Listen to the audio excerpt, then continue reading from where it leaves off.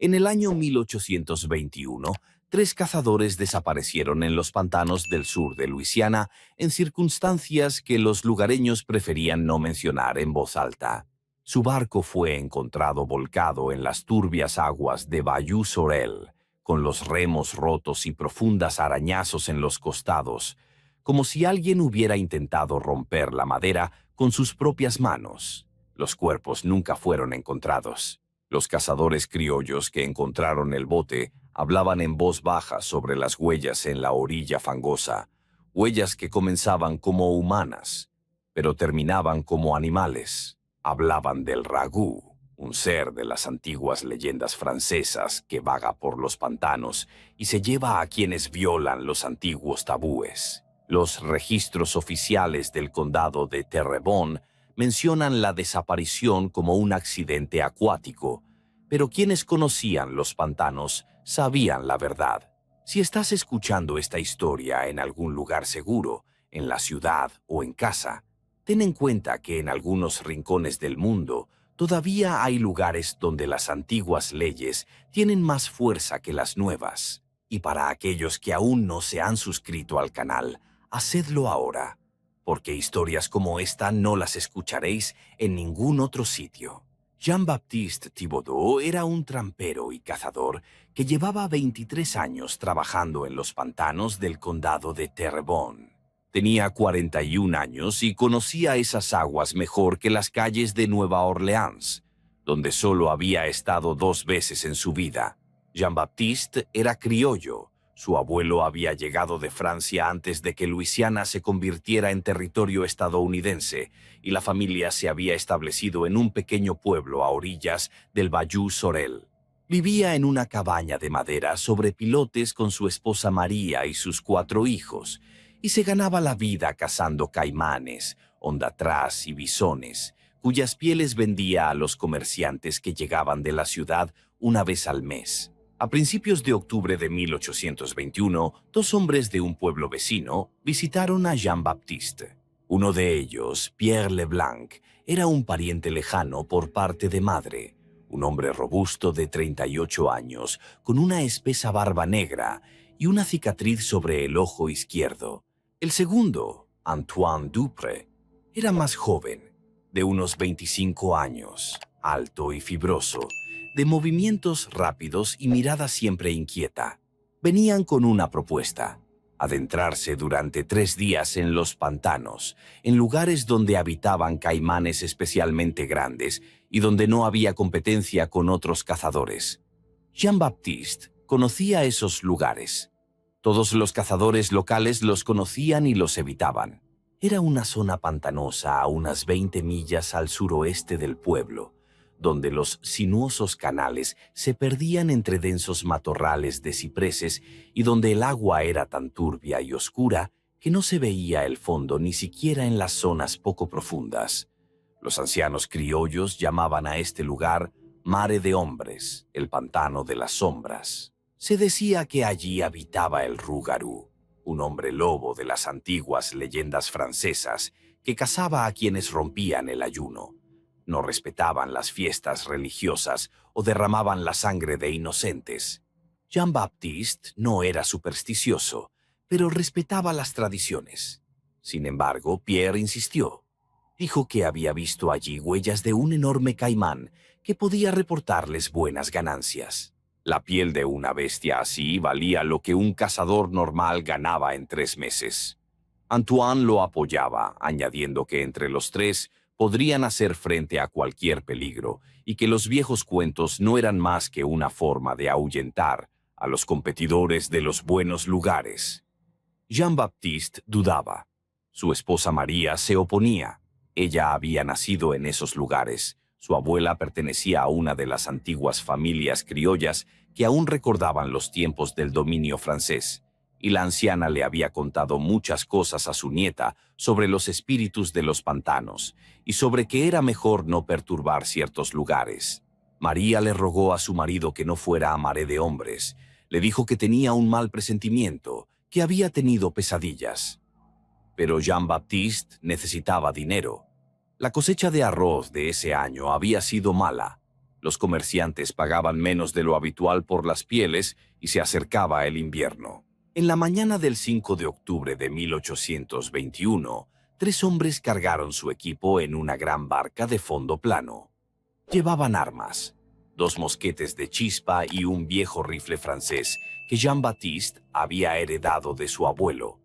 Llevaron pólvora y balas de plomo, cuchillos, un hacha, cuerdas, una olla para cocinar, sacos con carne seca y harina de maíz, 2 botellas de agua y una de ron casero.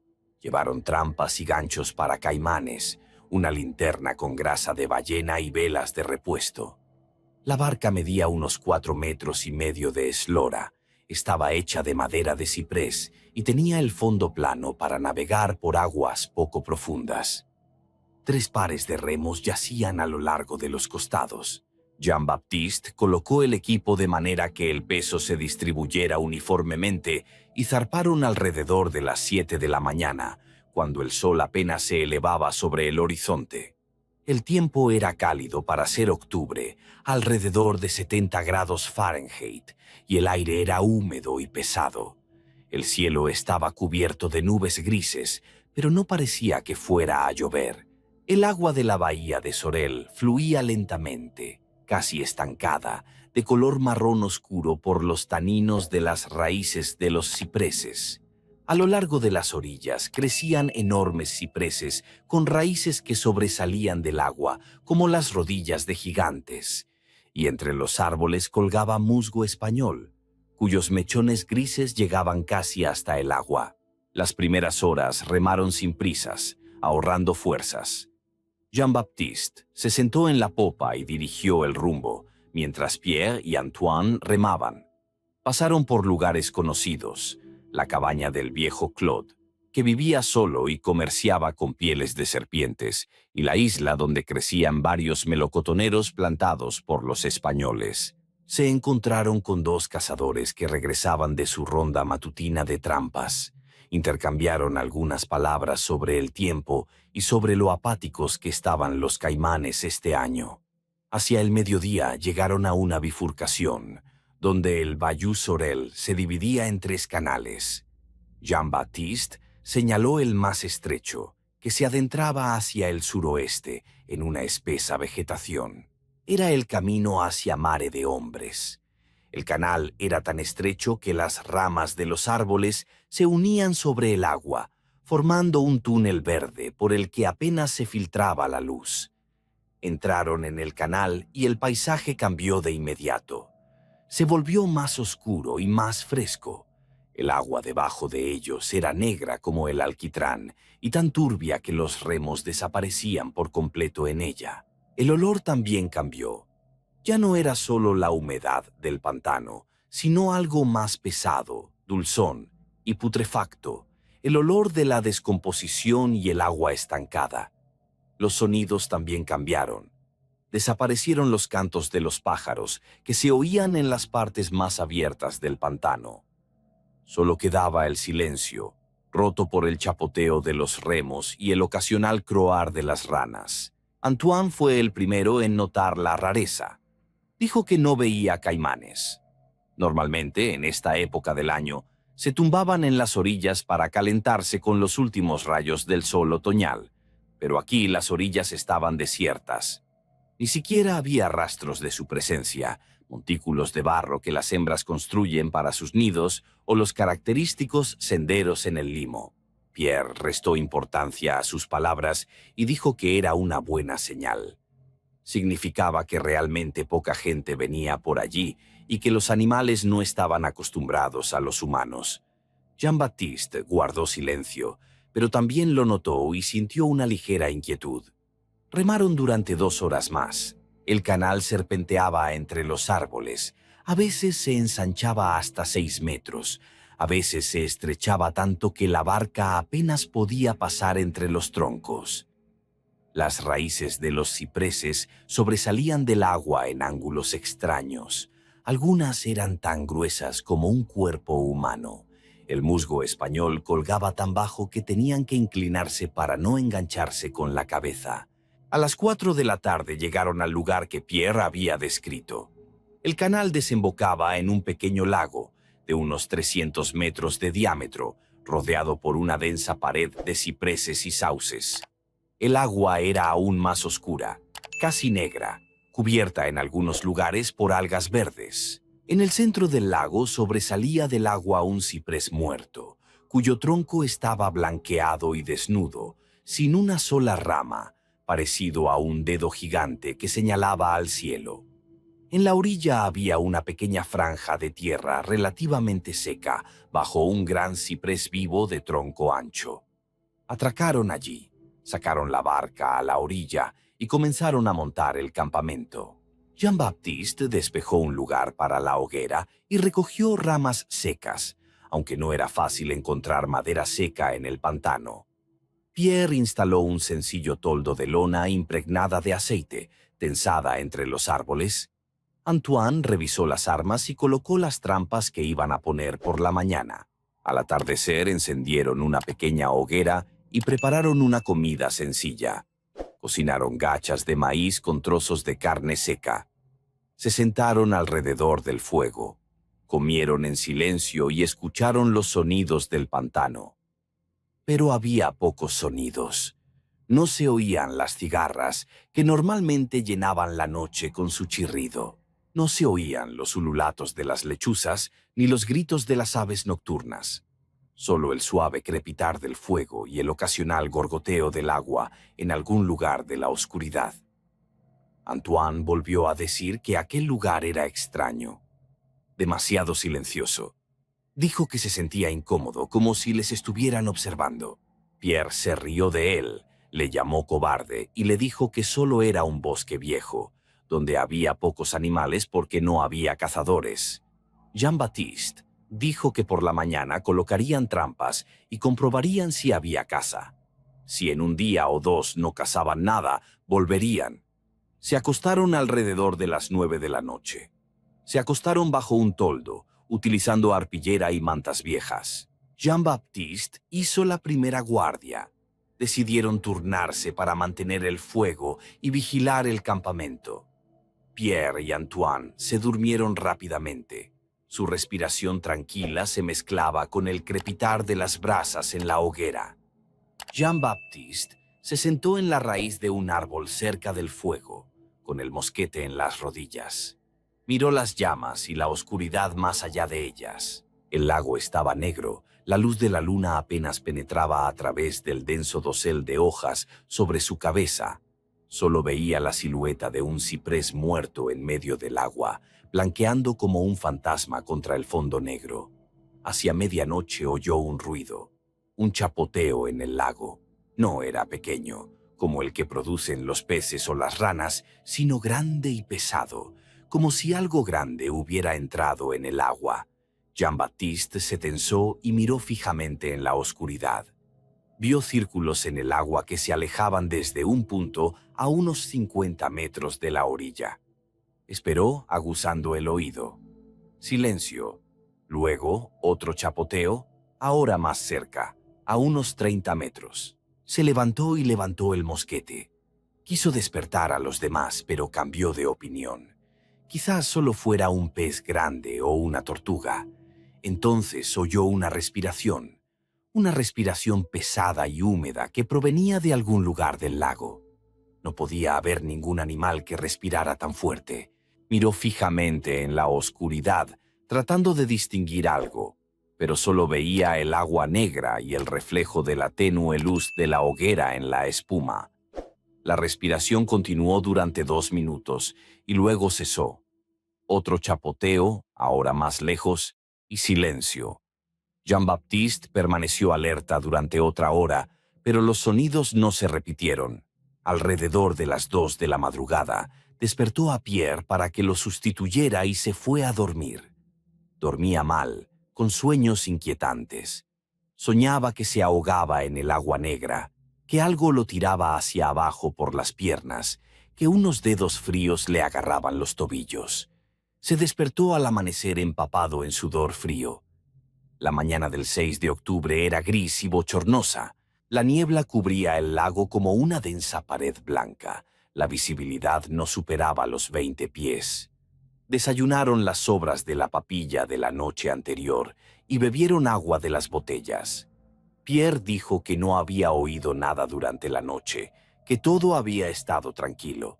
Antoine también había dormido sin incidentes. Jean-Baptiste habló de los chapoteos y la respiración.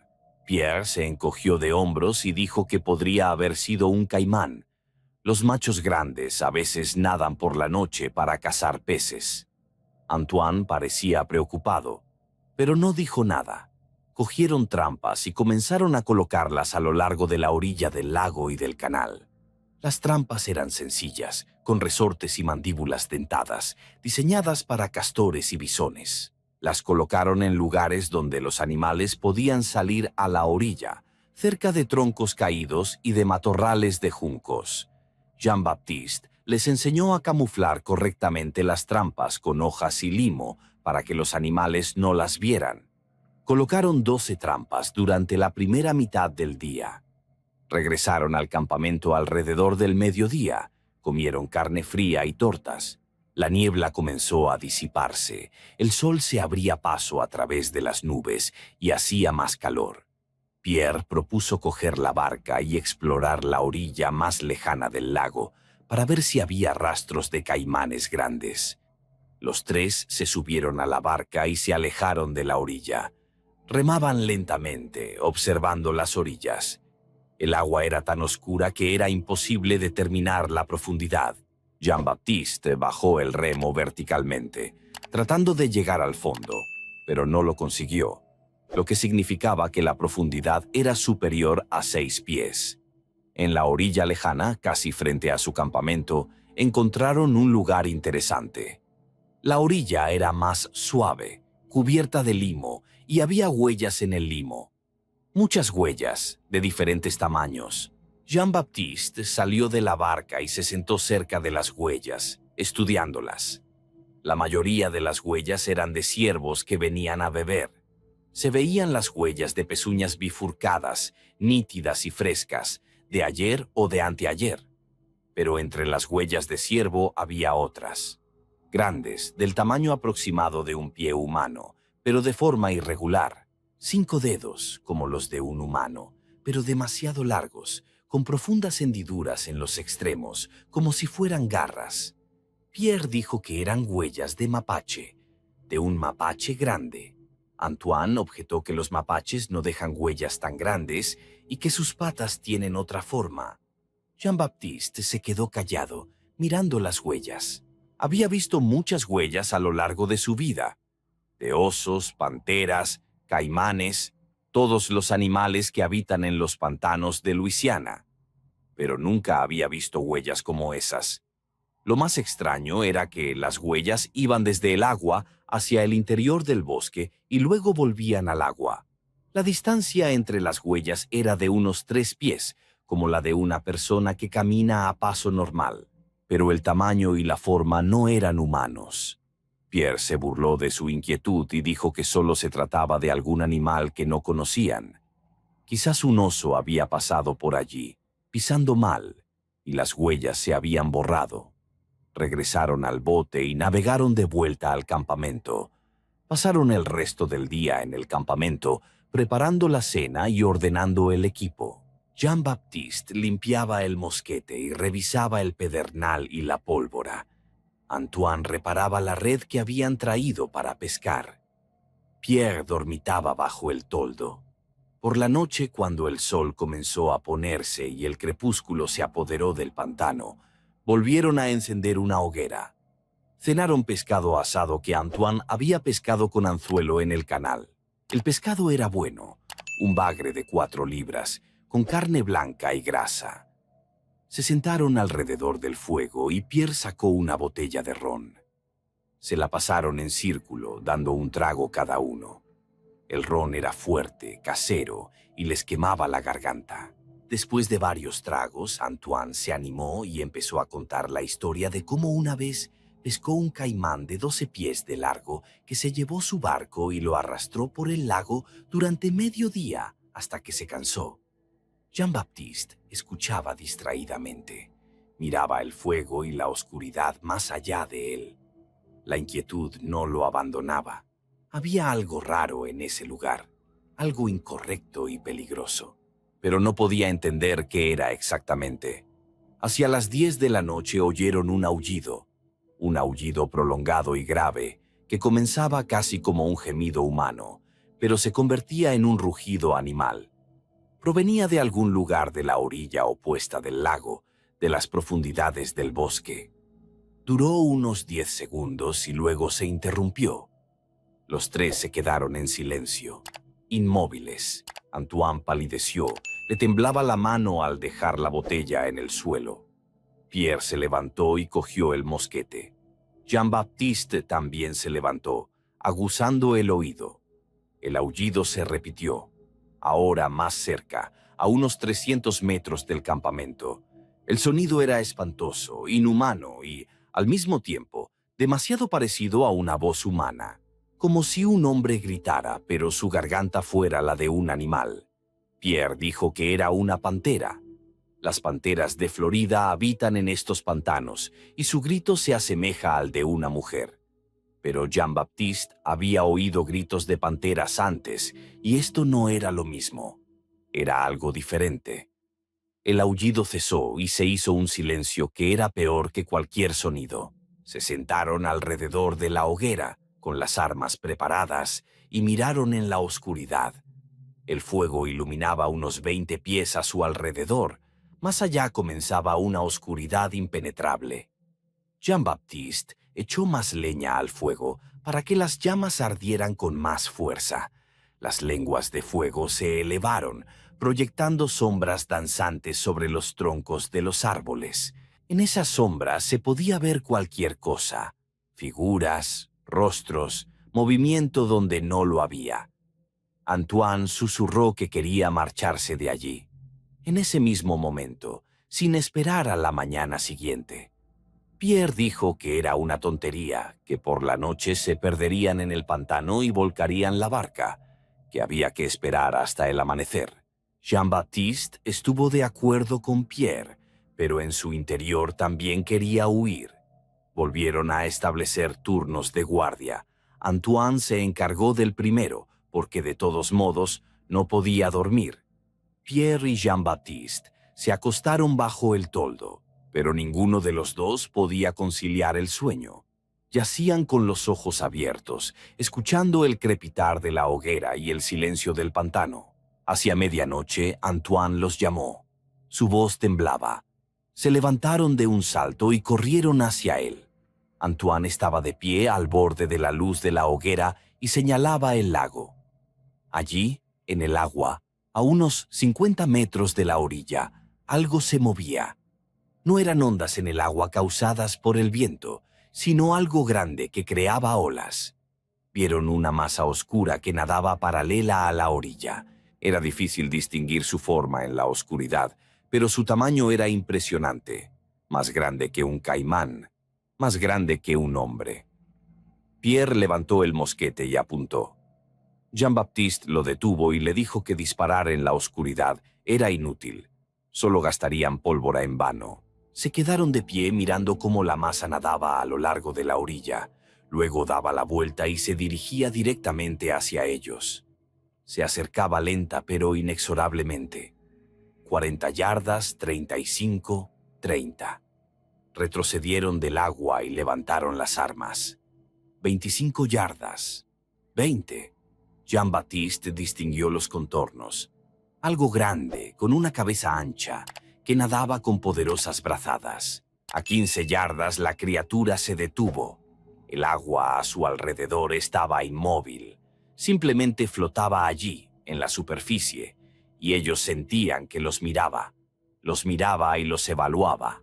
Entonces se oyó un sonido, un rugido grave que se convirtió en un gruñido y luego en algo parecido a palabras. El sonido era tan distorsionado y monstruoso que era casi imposible entender las palabras, pero a Jean-Baptiste le pareció oír una frase en un francés criollo distorsionado.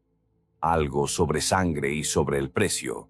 Antoine gimió de horror. Pierre disparó. El destello de la llama del cañón iluminó por un instante la superficie del agua, pero la criatura ya había desaparecido. Un chapoteo, círculos en el agua y nada más.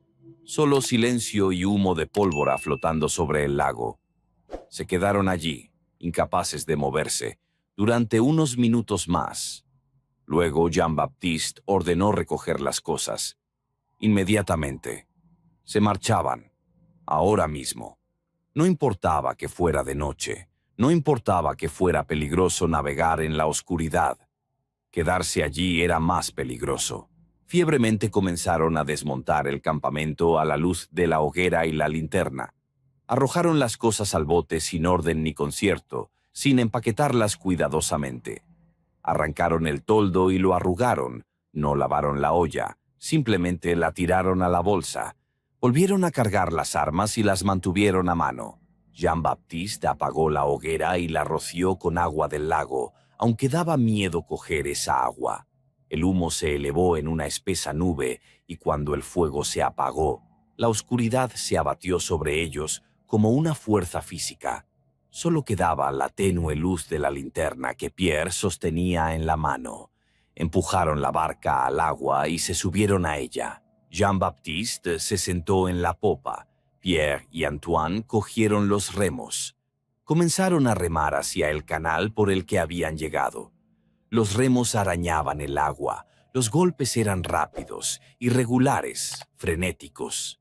Habían recorrido unos 20 metros desde la orilla cuando Antoine gritó. Señaló hacia la izquierda. Allí, en el agua, junto a la barca, flotaba algo. Veían una protuberancia en la superficie, ondas que se alejaban. Se movía a la misma velocidad que la barca, manteniéndose a unos 10 metros. Pierre volvió a querer disparar, pero Jean-Baptiste ordenó remar más rápido.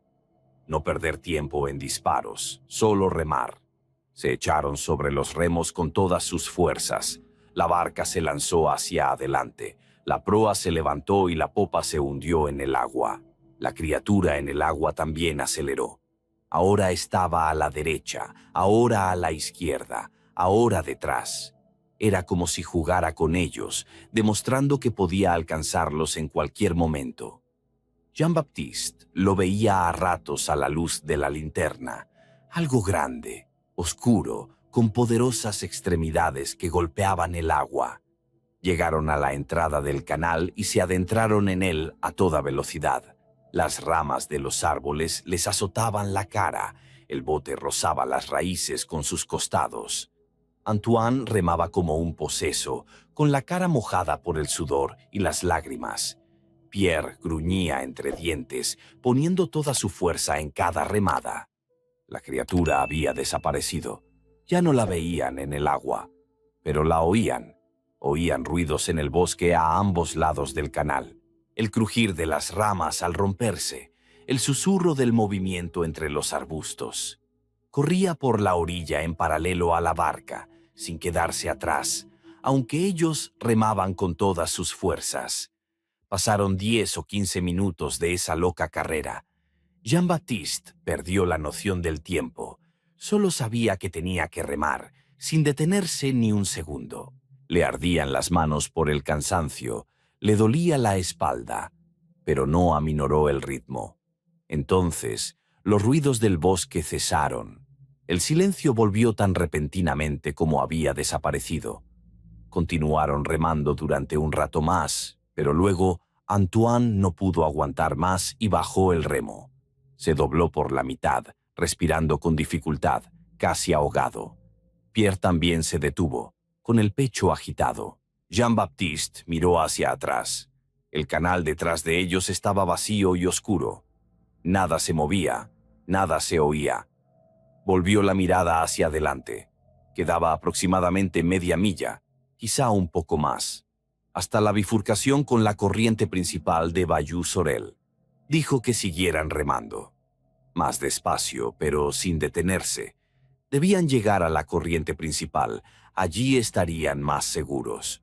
Allí había otras personas. Era un lugar normal. Volvieron a coger los remos y siguieron adelante. Ahora más despacio, con ritmo. El canal se ensanchaba. Los árboles retrocedían. Pronto vieron delante de ellos un espacio más claro, la bifurcación. Cuando llegaron a la corriente principal de Bayou-Sorel, sintieron un gran alivio. Aquí había más espacio, más luz de las estrellas, que comenzaban a abrirse paso a través de las nubes. Aquí había puntos de referencia familiares. Una vieja cabaña sobre pilotes a la izquierda, un gran ciprés con un tronco bifurcado a la derecha. Antoine lloró de alivio. El hombre grande y fuerte estaba sentado en el bote y lloraba como un niño, con los hombros temblando. Pierre le puso la mano en el hombro, apenas conteniendo el temblor en su voz, cuando dijo que todo había terminado, que habían salido. Jean-Baptiste no estaba tan seguro. Miró por encima del hombro, escudriñando la oscuridad detrás de él, pero no vio ni oyó nada. Quizás realmente habían salido del territorio de esa criatura. Quizás no podía abandonar Mar des Ombres. Continuaron su camino hacia el pueblo. Remaban sin prisa, ahorrando fuerzas. Todavía les quedaban unas 15 millas hasta llegar a casa y no podían navegar toda la noche. Estaban demasiado cansados. Decidieron atracar al amanecer en algún lugar seguro, descansar unas horas y luego seguir adelante. Hacia las 4 de la madrugada, cuando el cielo comenzó a clarear por el este, atracaron en una pequeña isla donde crecían varios sauces. Sacaron la barca a la orilla, se acostaron en ella y se cubrieron con lo que quedaba del toldo. Jean-Baptiste quería establecer una guardia, pero no pudo convencer a los demás. Todos estaban agotados física y emocionalmente. Se quedaron dormidos casi al instante. Se despertaron cuando el sol ya estaba alto. Eran alrededor de las 9 de la mañana. Jean-Baptiste se despertó primero y miró a su alrededor. Todo estaba tranquilo y normal. Un pantano normal en un día normal de otoño. Los pájaros cantaban, las ranas croaban y en la lejanía se oía el chapoteo de los peces. Despertó a los demás. Se sentaron en la barca, mirándose en silencio. Finalmente, Pierre habló. Dijo que no le contaría a nadie lo que había pasado durante la noche, que pensarían que se habían vuelto locos o que se habían emborrachado con ron, que era mejor olvidarlo como si fuera una pesadilla. Antoine estuvo de acuerdo. Dijo que nunca más volvería a Mare des Ombres. Ni siquiera se acercaría a esos lugares. Jean-Baptiste también asintió. Dijo que los ancianos tenían razón, que era mejor no tocar ciertos lugares. Llegaron al pueblo al mediodía del 7 de octubre. En el muelle los recibió la esposa de Jean-Baptiste, María. Enseguida se dio cuenta por sus caras de que algo había pasado. Les preguntó qué había sucedido. Jean-Baptiste solo la abrazó y le dijo que todo estaba bien, que estaban en casa, que nunca más volvería a los pantanos lejanos. Descargaron la barca en silencio. Las trampas que habían dejado en Mare de Ombres no las recuperaron. La lona estaba rota y la tiraron. Perdieron algunas cosas en el pánico, pero los tres habían vuelto con vida, y eso era lo importante. Pasaron 3 semanas. Jean-Baptiste volvió a su vida habitual. Cazaba en lugares conocidos, revisaba las trampas cerca del pueblo, vendía pieles. No hablaba de lo que había pasado en Mare de Ombres. Pierre también guardaba silencio. Antoine se fue a vivir con unos parientes a Nueva Orleans y no volvió. El 28 de octubre de 1821, un comerciante de pieles de la ciudad llegó al pueblo. Compró pieles a los cazadores locales y pagó bastante bien. Entre sus compañeros había un joven de unos 20 años llamado Louis, que venía por primera vez a esta región. Louis preguntaba por buenos lugares para cazar, donde se pudiera capturar caza mayor. Alguien del pueblo, no se sabe quién, le habló de Mare de Ombres. Le dijo que allí había muchos caimanes y que rara vez iba alguien. Louis se interesó y empezó a preguntar más detalles. Jean-Baptiste, que estaba en la taberna y escuchó la conversación, intentó disuadir al joven. Le dijo que era un lugar peligroso, que allí había animales a los que era mejor no molestar.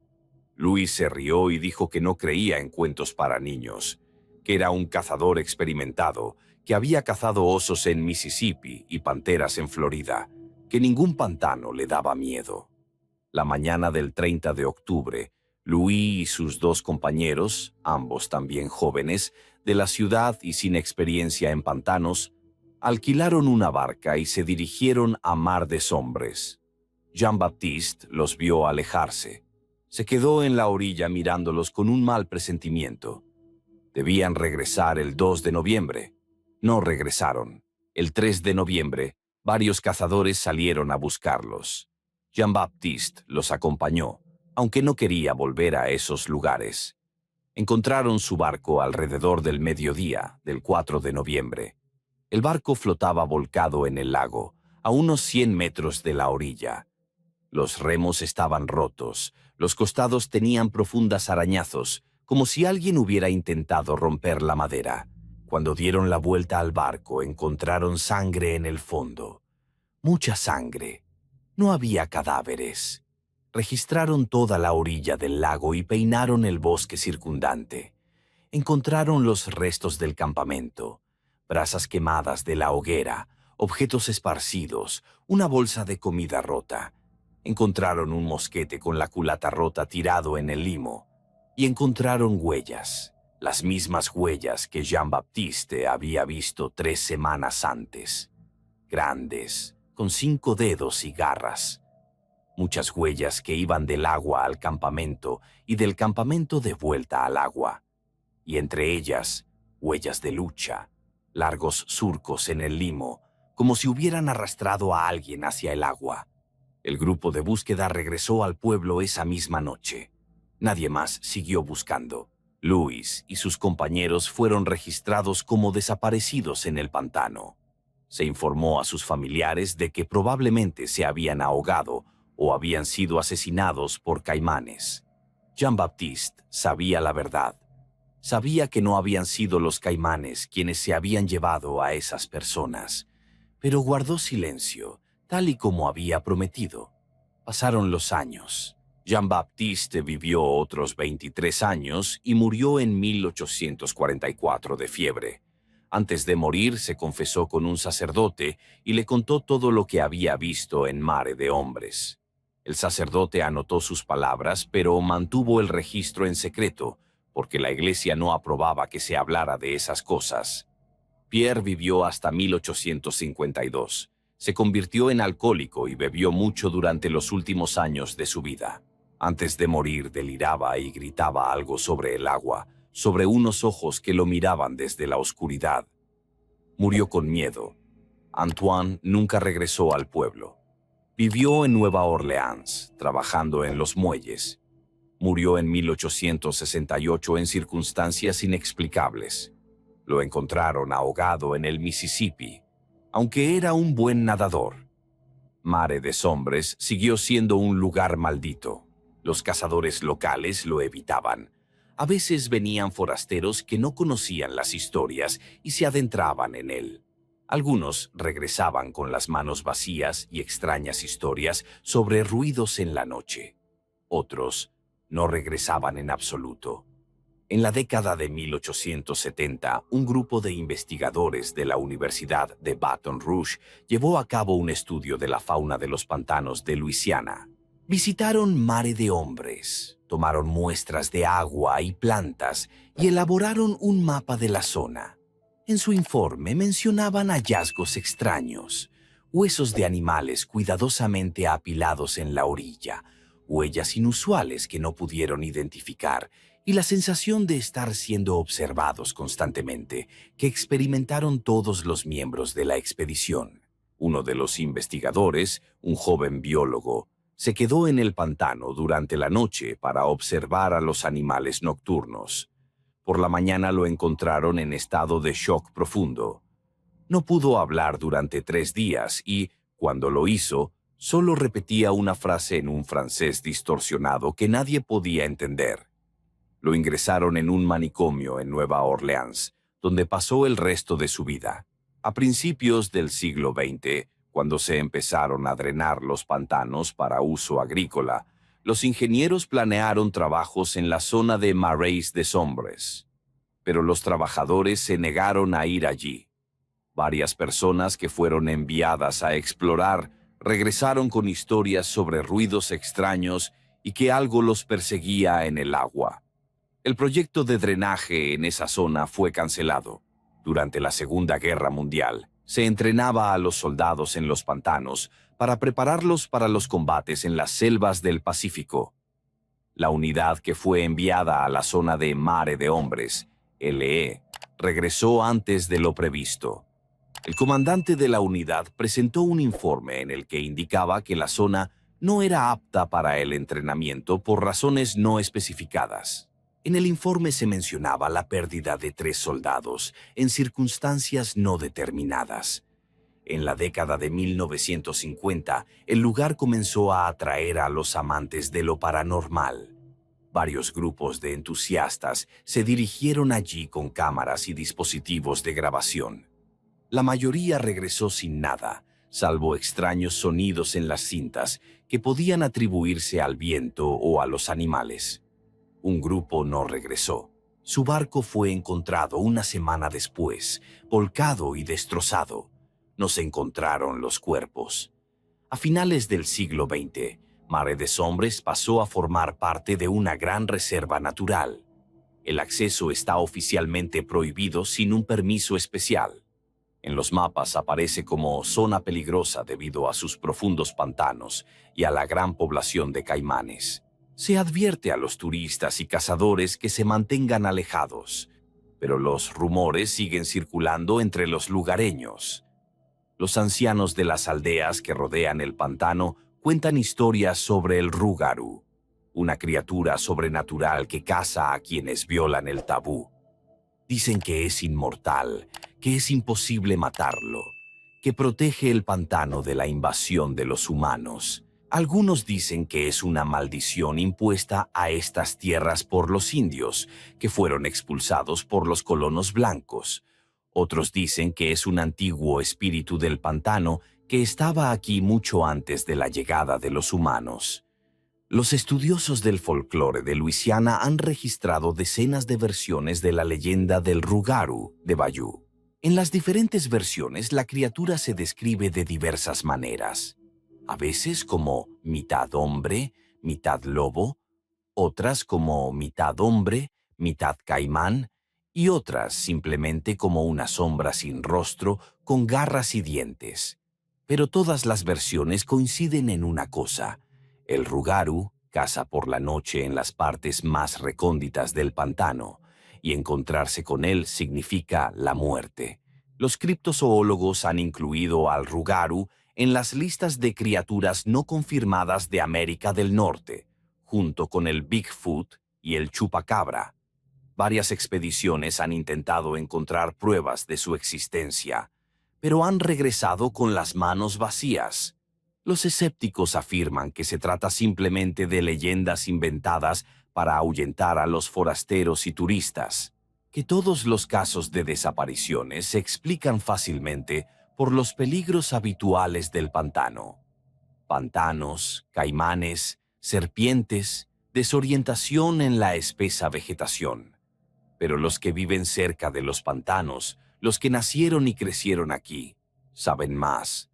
No van al Marais des Ombres.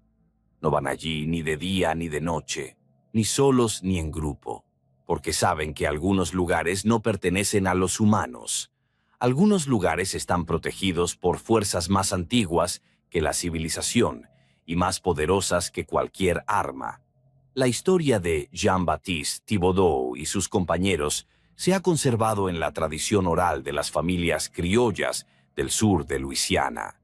Se transmite de generación en generación como una advertencia de que la codicia y la arrogancia pueden llevar a lugares de los que no se regresa, que los viejos tabúes existen por una razón, que cuando los ancianos dicen que hay que mantenerse alejado de ciertos lugares, es mejor hacerles caso.